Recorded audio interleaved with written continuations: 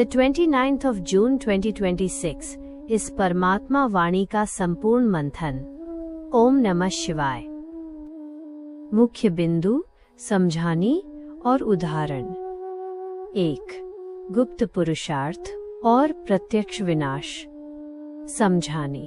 परमात्मा समझाते हैं कि इस पुरानी दुनिया का विनाश बिल्कुल सामने खड़ा है और इसके साथ ही नई दुनिया स्वर्ग की स्थापना भी गुप्त रूप से हो रही है। दुनिया में जब परिस्थितियां बेहद खराब या होपलेस हो जाएंगी, तब सभी को ये महसूस होगा कि भगवान आ चुके हैं। अंत में रहस्यों का उद्घाटन होगा और लोगों की भारी भीड़ उमड़ पड़ेगी।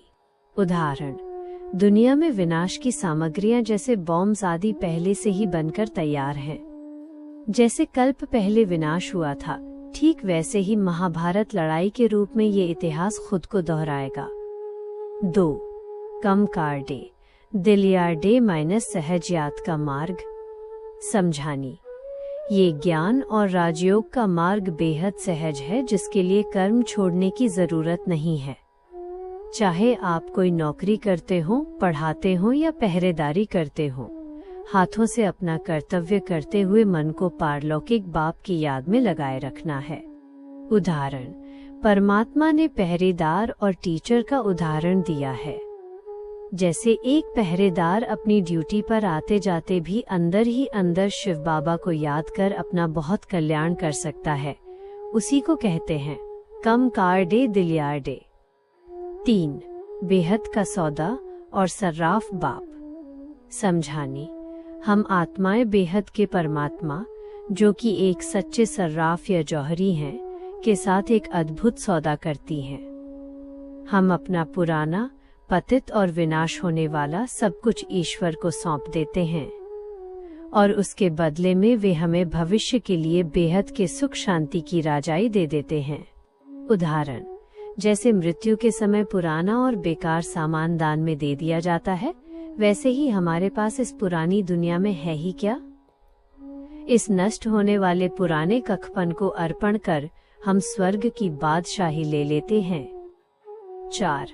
विहंग मार्ग बनाम चीटी मार्ग की पढ़ाई। समझानी। ज्ञान मार्ग पर चलने वाले बच्चे नंबरवार पुरुषार्थ के अनुसार 2 प्रकार के होते हैं। कुछ तीव्र गति से उड़ते हैं और कुछ बहुत धीमी गति से चलते हैं। जो अच्छी रीति पढ़ते हैं और दूसरों को भी गहराई से समझाते हैं, वे तीव्र गति वाले हैं।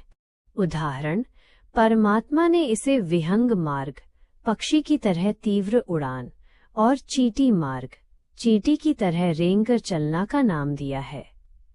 विहंग मार्ग वाले बच्चे ज्ञान को आत्मसात कर म्यूजियम आदि खोलकर सेवा को तीव्र गति देते हैं, जबकि चीटी मार्ग वाले दूसरों को ठीक से समझा भी नहीं पाते।